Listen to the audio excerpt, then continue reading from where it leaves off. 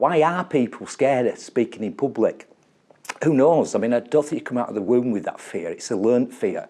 Perhaps at school, an unthinking teacher made you read in front of the class and you didn't have a great experience. You thought, if it's anything to do with me, I won't do that again. And then I think another factor is people just feel that they don't want to make a mistake or not look the best in front of an audience, so they avoid it. I tried to make this slide as bad as I could, but I've seen worse. We all know, and I think anybody who asked in business agrees, PowerPoint's not the solution, but that's what gives people some kind of confidence, because people don't use PowerPoint, they abuse it. And the key way in which they abuse it is to remember what they're going to say and where they are. And the same's true of Prezi, that's just a different version.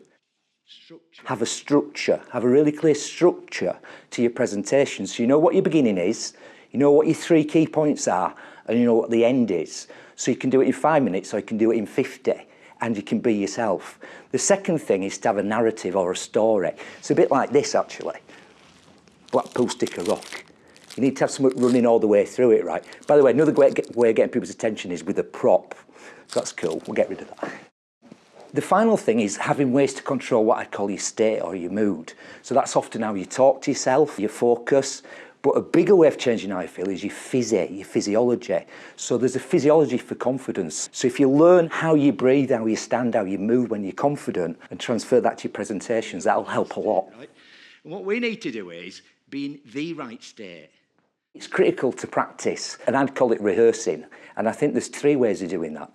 So I wonder how many people listening to me now, when they've got a presentation, how they like it, actually video it. Because again, people are uncomfortable looking and hearing themselves on video, but that's a great way of learning your material and finding out what you're going to do and how it might work, right? So that's one way of practicing.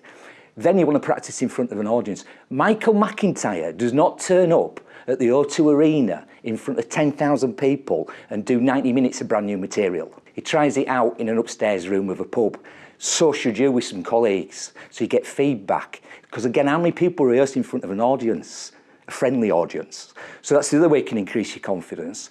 Then I guarantee if you rang up any local school and said, you want me to come in and talk to the children about a career in banking, retail, whatever, they'd bite your arm off. So you can be wildly experimental and quite a tough gig, innit, with loads of school kids, but a great way to practice your material before you do it in front of a business audience.